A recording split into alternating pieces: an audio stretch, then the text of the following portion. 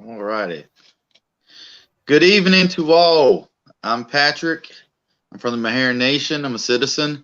I'm also the co-director of the 17 Rivers North Carolina AIM chapter here in North Carolina. And tonight we will be talking about land back. This topic, it arose about 10 years ago. It started and is a movement basically for Native people, Indigenous people, reclaiming their ancestry lands. Uh, just first of all, to get a little things out of the way, we would like to thank the 17 Rivers North Carolina AIM chapter, Red Hawks American Indian Culture Awareness Council, the Murder Missing Indigenous Women North Carolina organization, and the seven Directions of Service organizations for hosting this event tonight. Tonight we have some speakers, and I will be introducing them in a minute. But we wanted to take a moment, if we can, to remember two people in today's society that helped pave the way for our indigenous and just people in general.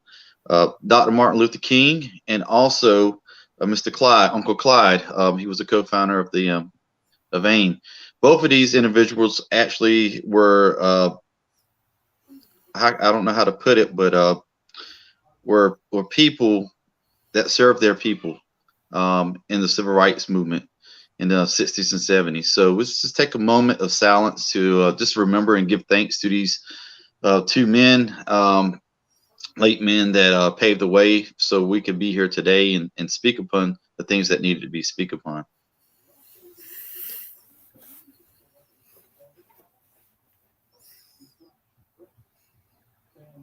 All right.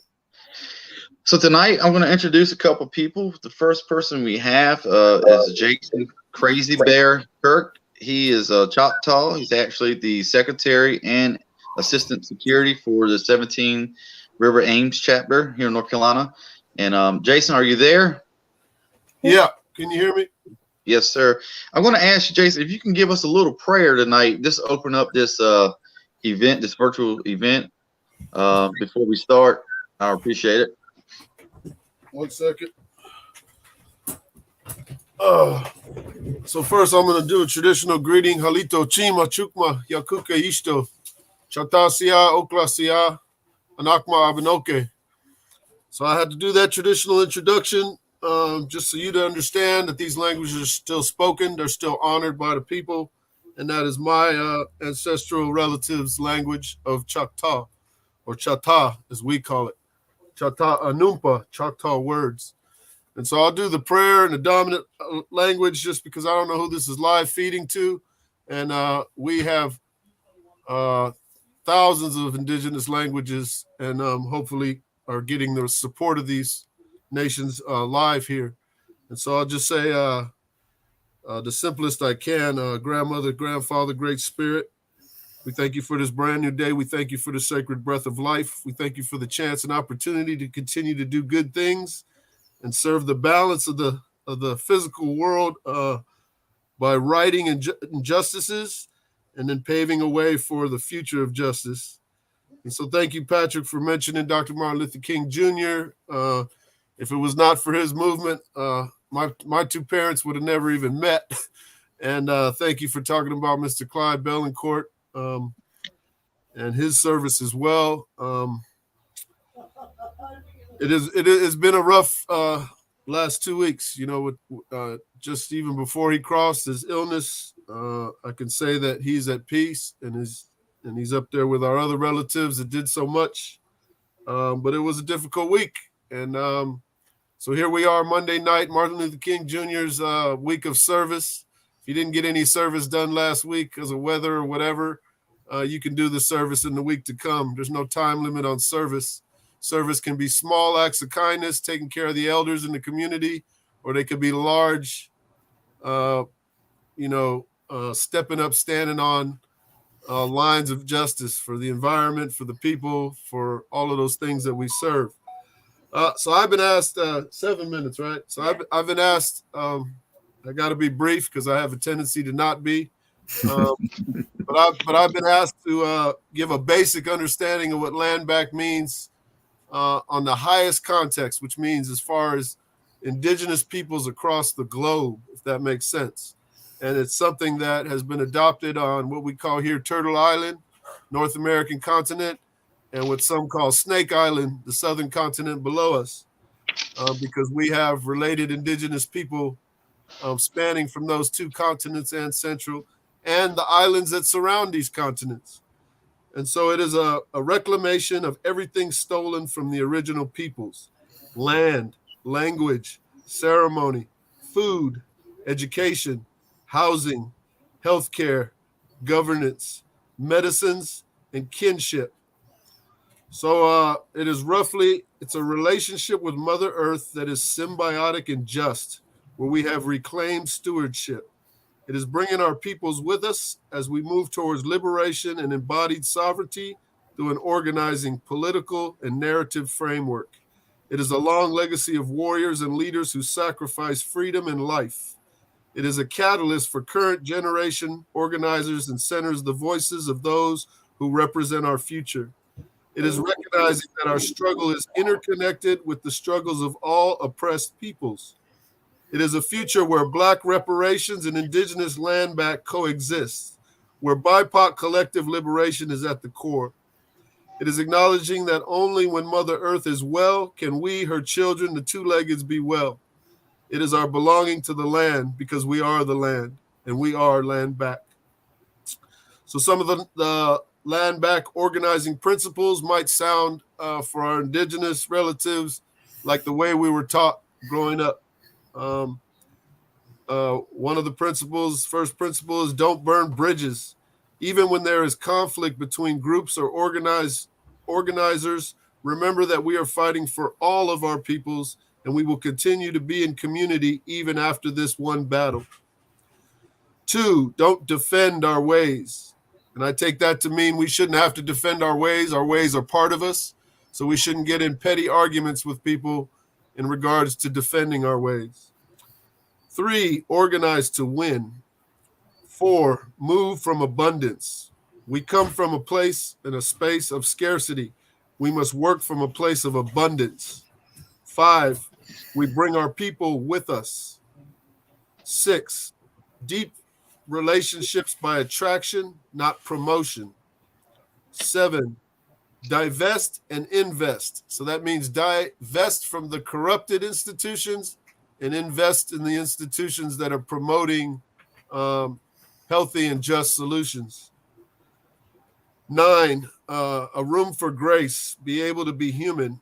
And so I know that grace is a colonized word. And so it's the understanding I have for that means humility. Leave room for humility, be able to be human. 10, we cannot let our oppressors' inhumanity take away from our humanity. 11, strategy includes guidance. 12, realness, sometimes the truth hurts. 13, unapologetic, but keep it classy. And another colonized word, classy, I would say unapologetic, but keep it respectful. When you are dealing with people that weren't raised the way or with the teachings we were raised with and have a lot of benefit from the systems as they are, either financial benefit, comfort, privileges that they've been raised with, it does no good to try to tell them our position with disrespect.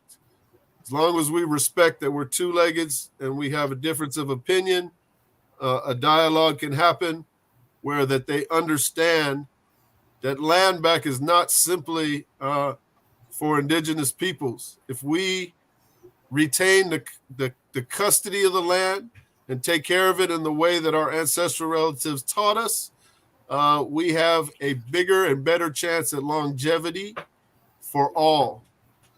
And so with that, I will complete, and I will pass it back to you, Patrick, for the next relative to speak. And I just want to say, Women Nation was supposed to be heavily prominent on this call. One of our Women Nation had some technical difficulties living in the rural communities in her area, and the other one is international. So she might have had technical difficulties up there in northern Canada as well. And so I'm wearing my Koala Boundary MMIW shirt. Honor that women nation and honor those women. If they're not allowed to speak, they might come on later. So back to you, Patrick, and thank you for your listening. Thank you, Jason. Thank you. And we know that, land back, as Native people, our lands, we're very connected to our rivers, our waters, our land as Native people. And our land has been robbed from ever since 1492. So this is something that's been going on ever since 1492, and I believe a lot of nations are trying to get those lands back. I know in 2020 the Chippewa were allotted, I think, 11,760 acres of their land back. Right now it's in the trust of the BIA, but this is a movement that's been going on for over 500 years.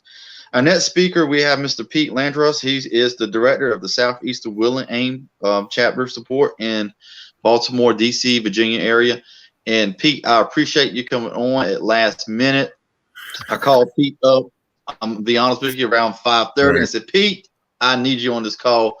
Pete knows sometimes I can be last minute, but Pete, I appreciate you, brother, for being on, and Pete, he's an inspiration to all. So my name's Peter Guadalupe Landeros.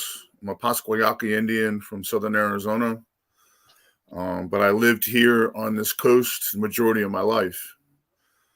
I am the director of AIM Woodlands Territory, which covers Maryland, Pennsylvania, and DC. And an elder told me once, when it comes to land back, whose name was Billy Tyak, who we lost this past year, Chief Billy Tyak of the Piscataway Nation, that even though his people had state recognition, that without land, they're not complete as a tribe. Sure. It's one thing to have the state recognition, but not to have a place to go to have your ceremonies, not to have a place to go to just be amongst your ancestors is a big deal to us. It is the way that we're raised and how we value our elders and the ones who have been here before us. It also has to do monetary funds a little bit, but in the aspect of land back, this coast took the brunt of colonialism. Where I'm from in Arizona, we're still on our original land, and a lot of tribes can say that out west, but we didn't take the brunt of everything that happened here. And as far as I'm concerned, the tribes here on this coast deserve to have their land back. Are they going to get what was written in the treaties? Probably not, because of politics and everything else under the sun. But they deserve to have a place to call their own, a place to say, this is where my ancestors come from. This is where I come from. And that means a lot to us as a people. And speaking with other community leaders and tribal elders on this coast, it's a big deal to be able to say that this partial parcel of land belongs to us. We as AIM Woodlands Territory are seeking land now in the Maryland, DC, Virginia area, because what are we going to do when these Smithsonian Institutes and other so-called museums start releasing our elders and giving them back to us, and we have no place to put them, especially the tribes here on this coast? So it means a lot. There was a fight this past year with 3 cemeteries in Northern Virginia that were bought by land developers illegally, bulldozed over, and we had to go up there and fight them to stop trying to build $1 million homes in Thurgood, Virginia, next to I can't think of the Haymarket, Virginia. You can't buy a townhouse in Haymarket, Virginia for under $800,000. So all these land developers want to do is build big homes, 6-7 bedroom houses, and everything and all that. And they don't care that there's people laying underneath of them. But we got it stopped. You know, we brought the state of Virginia in. We had to educate them that once Native Americans are stated to be put in the ground or in the ground there by federal law, everything has to stop. And it took a while for Virginia to listen to us, but it happened. And land is important, very important, to be able to have a place for your ancestors to rest, to be able to have a place to go to pray, to have ceremony. And, you got a lot of people on this coast who take advantage that there is no place to do that, and they charge people for ceremonies, which is wrong. If you're being charged to do a ceremony, you shouldn't go, period. It's supposed to be free because you're helping your people. Yeah. When it comes to the tribes in North Carolina, you've got one of the biggest reservations in the state. You have Cherokee, and you have the other small ones on the East Coast. And I know in Cherokee, they're so, excuse my French, asinine when it comes to the way they do things sometimes, that they forget their traditions. They forget what they were taught. I had a friend, Lewis, who went to the Cherokee powwow, and for the first time in his life, he was told he wasn't Indian enough to dance at a powwow. And that's messed up. But this is the way colonialism has changed and clouded our minds, that we need to change and let everybody understand that the land is here for everybody. And just because I'm not Cherokee doesn't mean I can't show up on your land and attend a ceremony or dance or whatever the case may be. So it's important that the tribes on this coast are able to obtain land that they can call their own and actually better themselves as a tribe. I hope. Thank you, Pete. And Pete touched on those key points of ceremonies, and also having a place to call to reconnect with your ancestors. I think it's a big part of what we need here on the East Coast and in North Carolina and Virginia. And like you said, Pete, you know, when they do turn over those bones of our ancestors, we're going to need a place to put those bones at and do ceremonies for those ancestors. So, Pete, thank you for touching on that. I don't know if Cara is on, Miss Boyd.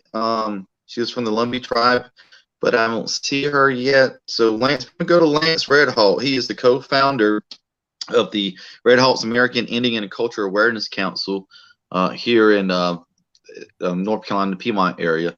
So Lance is from the Lenape and Seneca tribe nation. So Lance, we appreciate you coming on tonight. And here you go. Take it away, Lance. Well, thank you for having me, guys. Yeah, my name is Lance Redhawk Cook Shogger. I am New Jersey, Sandhill, Delaware, Cherokee, and Seneca. So depending on which lines. So I'm documented Sandhill. With that said, I do want to speak on the topic tonight and kind of jump into it. I only have 10 minutes, and I have quite a diverse area I'd like to cover. First, I would like to pay homage. At the beginning, Mr. Belcourt was mentioned, as well as Dr. King. And, you know, we all have to pay homage, regardless of where you come from. If you've ever been in any type of engagement or battle or even statement politically that you're trying to get across, you know a little bit about the unconquered spirit that it takes to pick up a nation and run with it to freedom. I mean, that's an immense amount of just grit and knowledge and power in itself. So I wanted to take a minute and say that. As far as the land, Native people, there are different creation stories among us, and that goes for the global family mindset. Everyone has a similar but different creation story. I'm not trying to get into the differences, but I am trying to get into the meat of it. We are all extended family, one way or another. Cousins, you know, I have relatives that are in Central America and South America as well. So we're all related, and this land, even if we are not related by someone else's opinion, brings us all together and ties us here. If the land dies, if Mother Earth dies from the pollution, we all know about that, that gets pumped into our rivers and streams and land. In southern Jersey, there was a native and slave cemetery that was in being taken care of by the city, and they were allowing toxic waste to be dumped there. And so the Sand Hill have been fighting that battle for the last few years to get them to clean that up. But ultimately, if the land gets polluted, we all die. Natives have a specific connection to the land. We always have. We're the stewards of the earth. Our job is to protect it. I think that when we look across what has now become the United States and Canada, as well as South America, what we see is a broken contrast of lines that have been drawn there, boundary lines between states and counties and cities. We didn't have those boundary lines, okay? And it is important that we have a piece of land to call our own, to be never to be encroached upon. Unfortunately, we were promised that, it was never given to us. And now everyone is unfortunately wrapped up in different ownerships. This is why it's so hard for Native people to get the land back. My brother Jason spoke about saying it the way it is, right, wrong, or indifferent.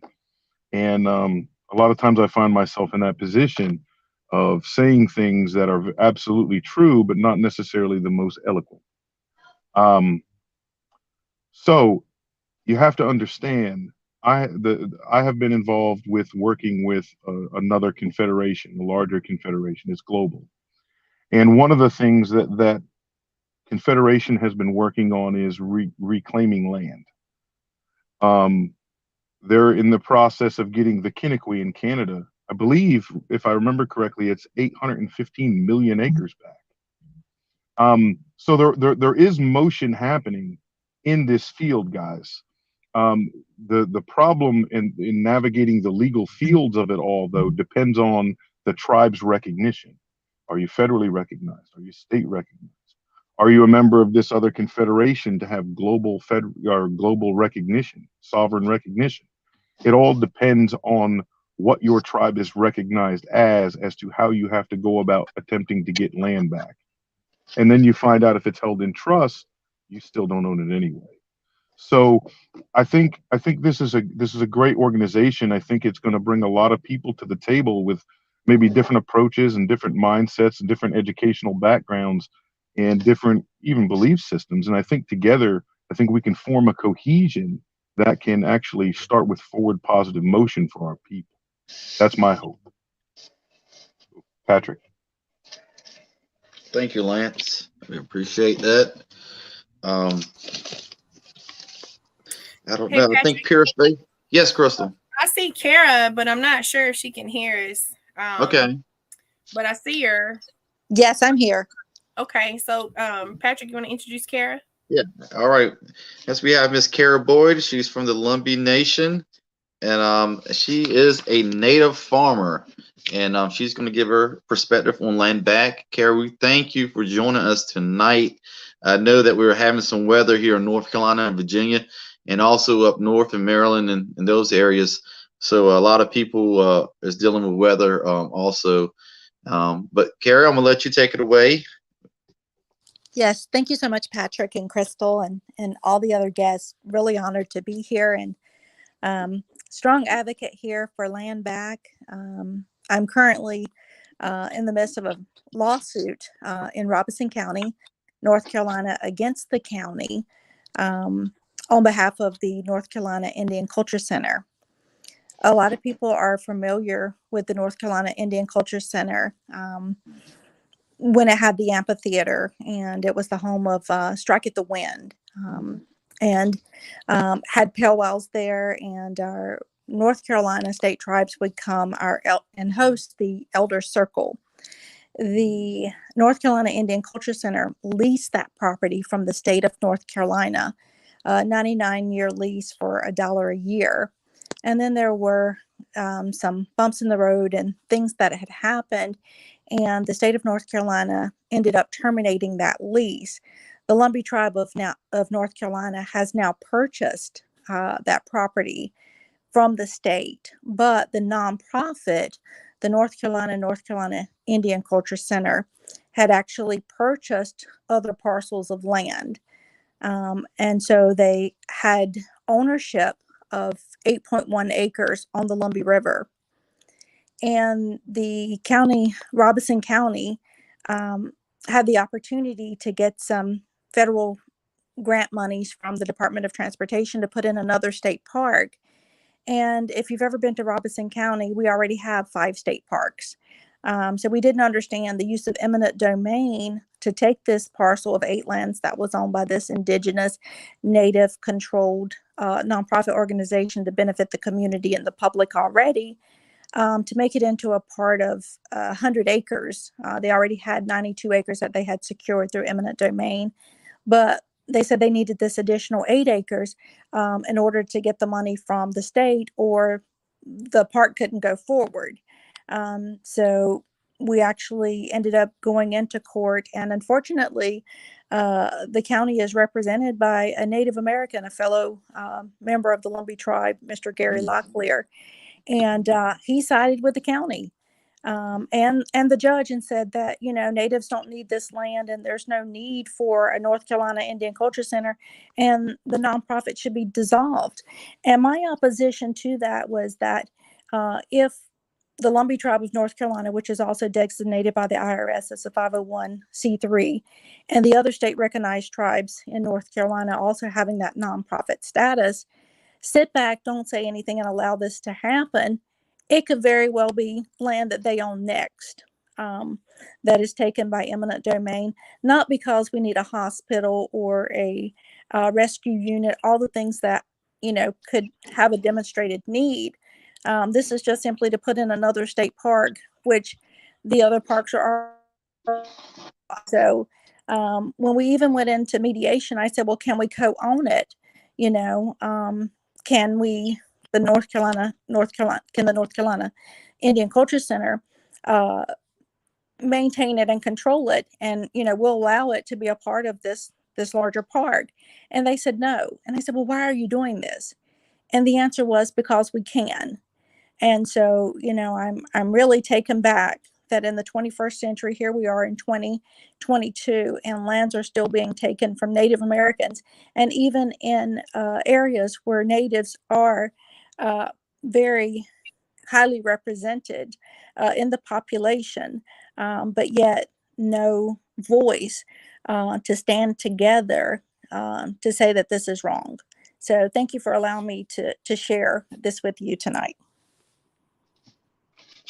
Thank you, Miss Kara, about that. And like she said, I mean, this is a fight for all the nations here in North Carolina and Virginia. To be honest with you, it can happen to any tribe here in North Carolina. They can go and take your land. We don't want that to happen, because we're connected to our lands, and for this to happen in Robeson County, where the largest the Lumbee tribe is located.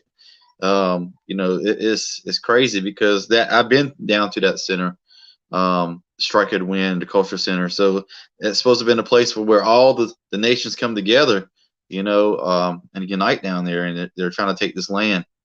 And Patrick, go on record and saying, that was the larger tract that was owned by the state, which taxpayers paid for 2 and 3 different times. This parcel of land is 8 acres, and it's also on the river. So this is separate and distinct. And what the judge and the attorneys have said is that this Native American nonprofit is no longer needed.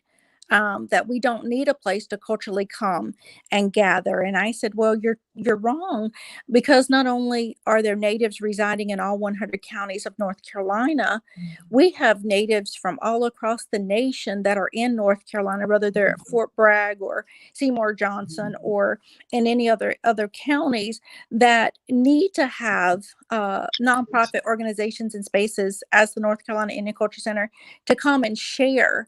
Just like the tribes, the Meherrin and the Occaneechi-Saponi and the Halawa-Saponi, to come into a shared space and to be able to share their culture in a way that is totally accepted, not predominantly favorable to any one or the other tribes.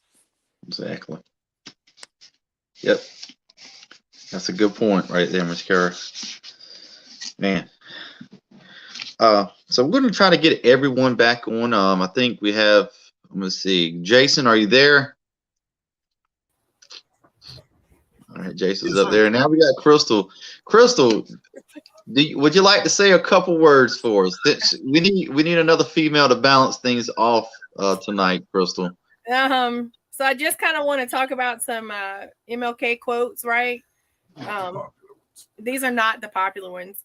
So freedom is never voluntary given by the oppressor. It must be demanded by the oppressed. He who passively accepts evil is as much involved in it as he who helps to perpetrate it. He who accepts evil without protesting against it is really cooperating with it.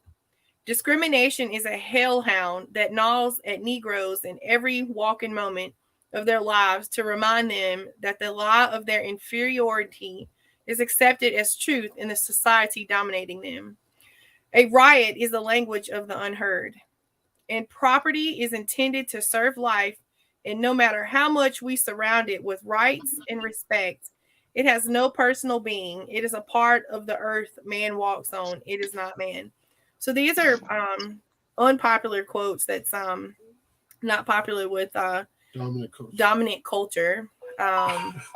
And, on this day of action, Jason and I were talking about how we kind of have to stand together and how we kind of have to unite. And especially here on the East Coast, most of our people have been beat into submission or are trying to, what's the word I'm trying to say here?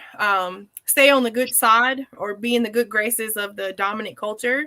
And they have lost how to stand up and speak up.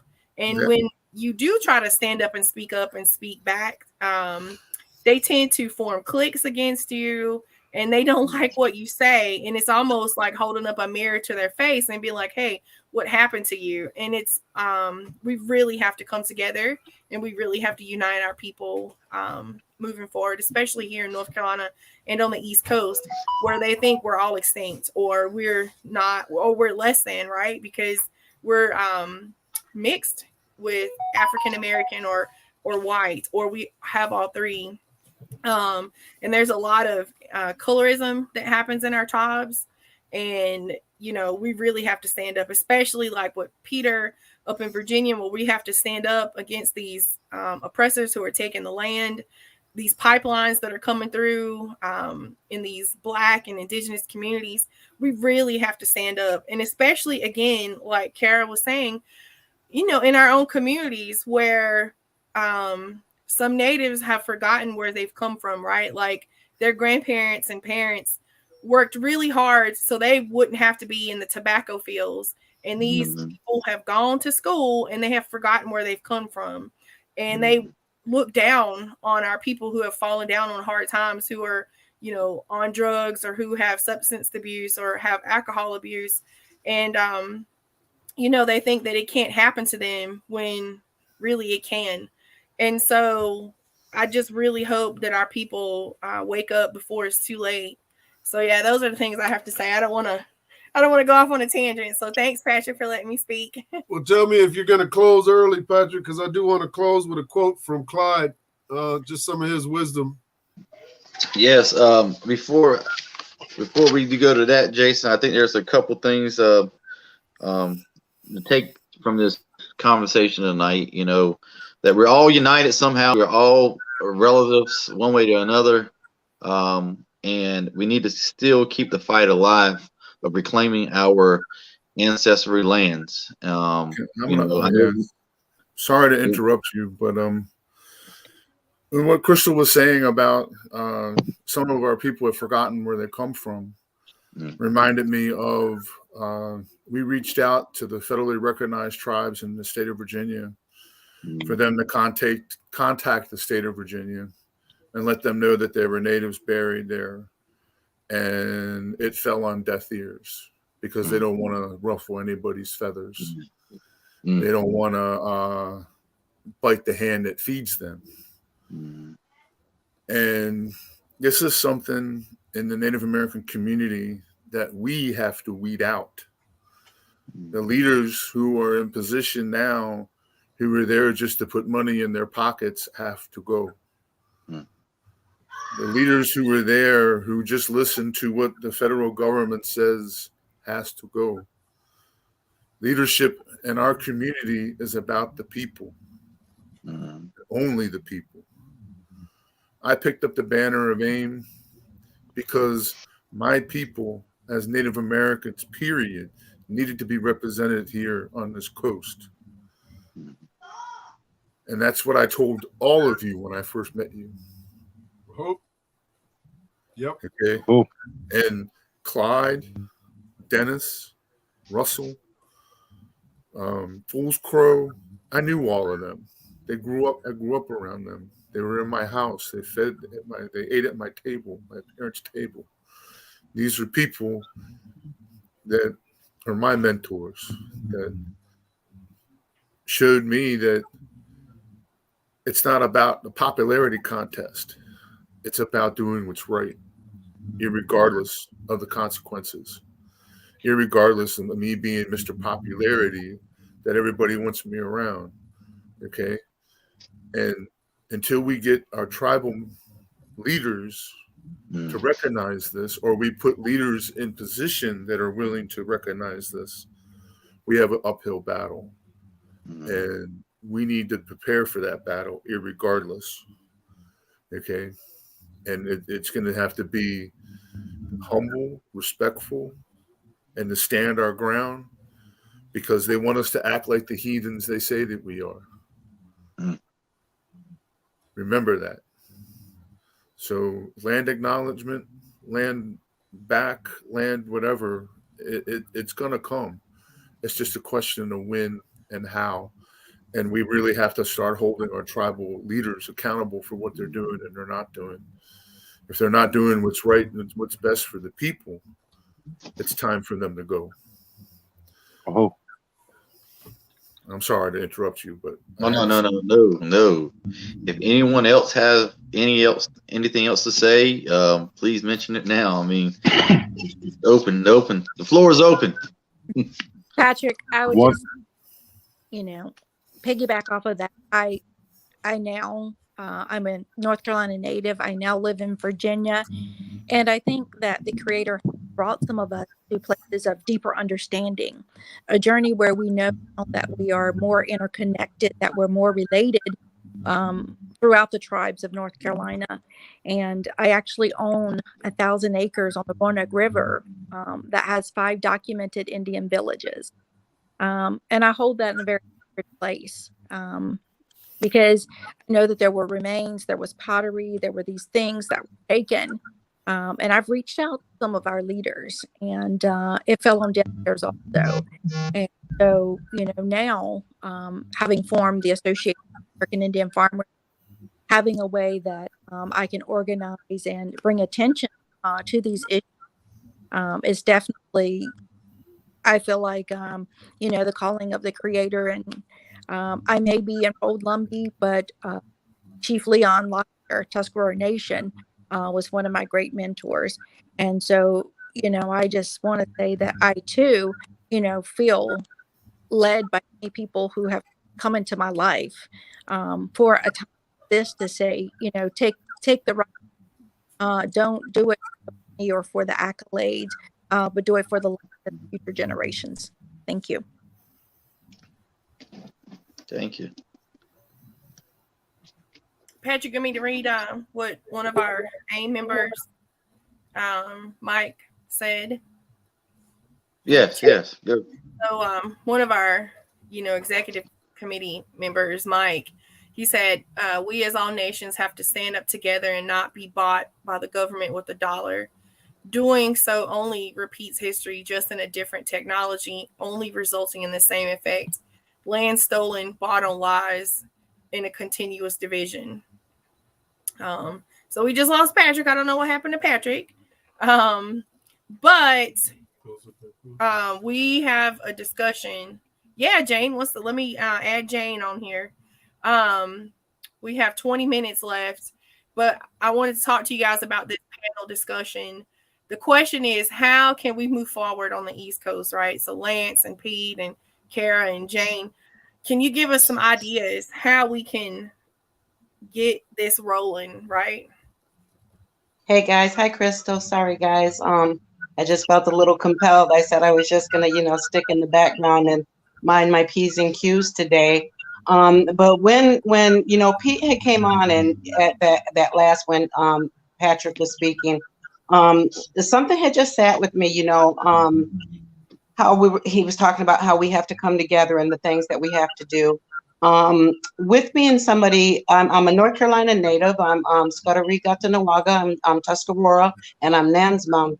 I lived up the road. I lived up in Illinois for most of my life. So I didn't know the things that went on down here and the different things between different tribes and things like that.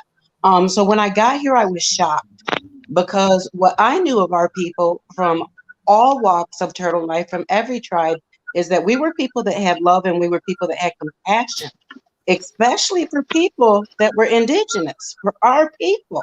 It didn't matter if you were West Coast, it didn't matter if you were Canada, Alaska, North Carolina, Virginia, wherever, we had love for our people.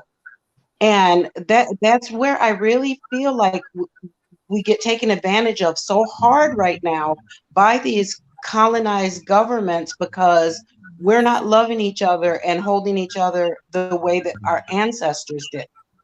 I've known people for my whole life that are Indian people that if you're down and you need something, they're going to be there. They're going to help you. They're going to hold you up. I know my grandma, she's a Robeson County native. I remember a story of her telling me that, this native man showed up on her porch step one day and he said he was hungry. My grandmother took him into her home. She fed him. She let him take a nap. And she made him a bag of biscuits and some things to take with him when he left. We got to get back to what Creator made us for. We were made for peace. We were made for love. We were made to be connected. And we were made to be caretakers of Turtle Island. Earth Mother is our ultimate thing that we're responsible for the 7 generations that are in front of us right now.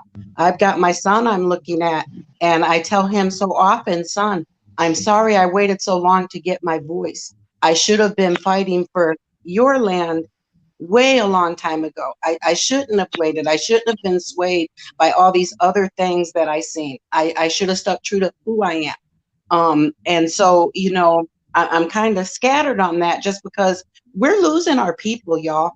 We're losing Clyde. We lost Clyde. I've lost family members this week. I know other people has as well. And we're losing our people. It's going to take us warriors. We're warriors, men, women. My young son, he's still a child in most people's eyes, but we're warriors for our people. We got to step up now and we got to fight and we got to love and this stuff that, you're a black Indian or you're a white Indian or you're not good enough to be Indian.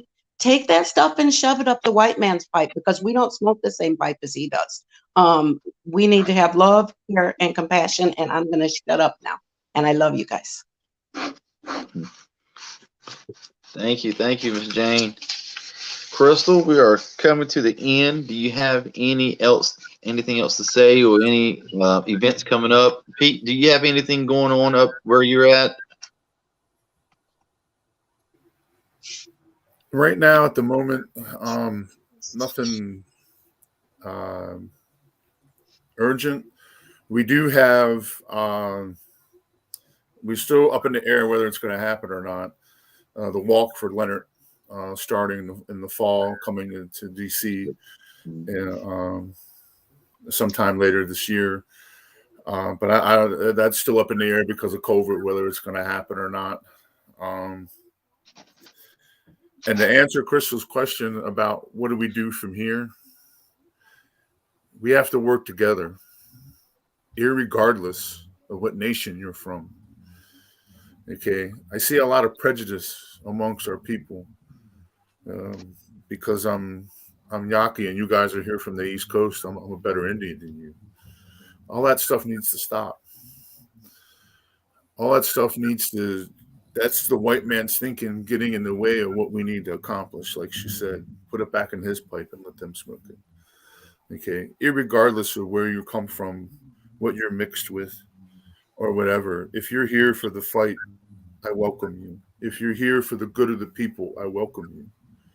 And that's the way that we need to start doing things. And when we talk to people, handle things, and irregardless that I'm in the state of Maryland, you know I got your guys' back no matter what. And I know you guys got my back no matter what. And that feels great to know, you know. And same thing with Lance. I know if I had an issue and I pick up the phone, you're going to be there for me, brother.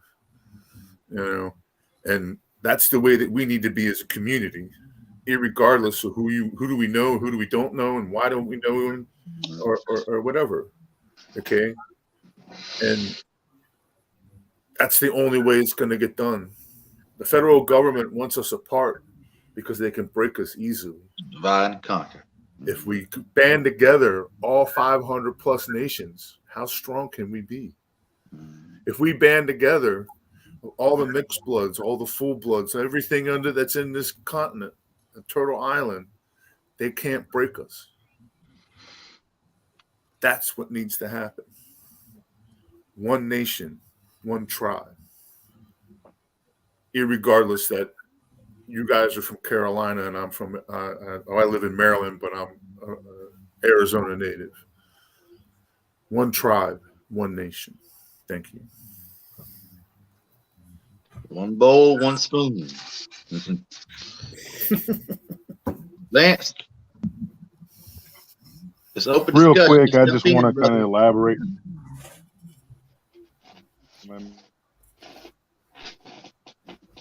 Yeah, I mean, I'm in complete agreement, Pete. I mean, divide and conquer has worked for millennia. Ground zero is the East Coast, and our populations are dwindling. Our culture is fading. They have done everything that they possibly could to destroy our entire way of life. But we're still here, and we'll remain here, and we'll be here long after, or up until there's nothing left, once they destroy it all.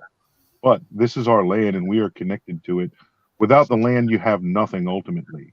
And Crystal, I think starting, coming together and tapping into other communities and organizations that are out there fighting this same fight in reference to land back, I think is really the starting point of getting the information and the access to maybe resources and other aspects of what we'll need to fight such a fight to get land back. It's not an easy thing. They don't ever like to give it back. That's why they do the 99-year lease, because case law has been established that 100 years gives you bloodline ties to the land, basically, meaning you've had generations live and die there. Well, we all have here. This is our land.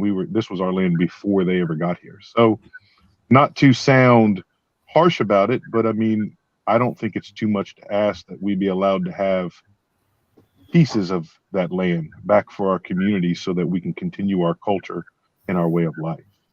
So thank you.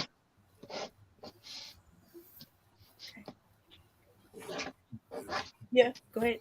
So just to end on a hopeful note and bring all our viewers into what's possible, some words from our journeyed member, Clyde Bellencourt, and founder. This generation of little children is the seventh generation. Not just Indian children, but white, black, yellow, and red.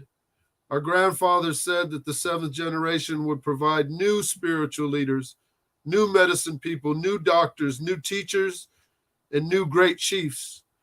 There is a spiritual rebirth going on.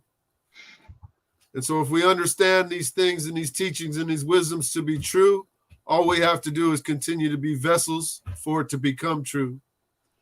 And so that is my commitment, is just to keep listening, just keep showing up, keep holding lines that are the right lines to hold, keep teaching the young ones right and wrong, like truly what's right and wrong, not what's popular and unpopular. And I believe that we have a fighting chance. If I didn't believe it, I'd have no reason to go on. So I want to thank all of y'all for participating tonight. I know it's a crazy, crazy world out there, right? They got viruses, plagues, fear, unproductive science. I mean, no matter how productive it is, like none of this stuff has made any of this go away. And even if they make it go away, I imagine they'll keep the fear going around it as a system of control. It's just kind of how it works, right? When we're scared, when we're not in our courage, we're easier to control. So, I just pray for all of us. I pray for the generations forward. And I am appreciative to be in this challenge with folks, with human beings like yourselves. So thank you. I took some notes while everyone was speaking. Some of the things I heard: broken treaties, uniting among our tribes, unceded lands, ground zero, place to call our own, ceremonies, connecting to our ancestors. These are just some things that y'all said tonight, and I appreciate everyone coming on at a late notice for talking about land back.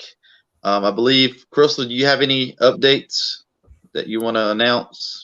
We have our, unless it snows, right? Unless we get this snowstorm that's supposed to come this weekend. On Saturday, we'll be in Fairmont, which is running across the bottom of the screen. It's on the banner. 900 Pittman Street, Fairmont. We'll be giving away men's chino pants, school supplies, and food. It's free and open to the public. It's open to all Indigenous nations, North Carolina, South Carolina, Virginia. If you want to come down, get you some chino pants, please come on down. We'll have some COVID testing and I believe a vaccination site there. We will have a DJ. We will be Shug's Bakery will be providing some sweets, and I believe Emma Andrade will be providing a native themed meal. We're doing this where you stay in your car, you just pull in, get your sack of goodies, and then pull out, and everything. And let me just see, Mike, I don't know if Mike can hear me, but if he wants to, just give me a thumbs up if you want to be added to the stream to say anything. Yeah. And this event is open for all natives, anybody in the surrounding area. So if you know anybody that wants to come and get these free pants and free clothing and food, just send them down. Like Crystal said, it's on the bottom of the screen, the address for this coming weekend. Hopefully the weather will permit, but it's open for all. So I think, how many pants, Crystal, you have? 4,000? I think we have 4,000 pants. So, yeah. 4,000 pants. So, Pete, you wear a size 32, right? I got you, brother. I got you. 32-30. I got you. And welcome, Mike. We got Mike. There's Mike. I don't want to tell. I just want to tell everybody I appreciate the words that were said tonight. They're not going deaf ears. And the great thing about technology, our generations to come are going to look back at this and they're going to say, you know what? Sounds crazy, guys. The generations before us paved the way and they fought the way. And that, it's kind of like the old saying my granddad used to say, you may not get to enjoy the tree once it's growing, but your grandchildren will enjoy the shade sitting up underneath it. And that's what I look at when we're fighting this fight and coming together as one. We may not enjoy the growth of the tree, but at least our generations to come could sit under the shade and enjoy the process. But I just want to say thank you to everybody. It's good seeing you, Pete. Good seeing you, Lance. All right. Crystal, I'll let you Good seeing you, Mike. conclude it. All right, we will conclude this and end the broadcast. Y'all stay on.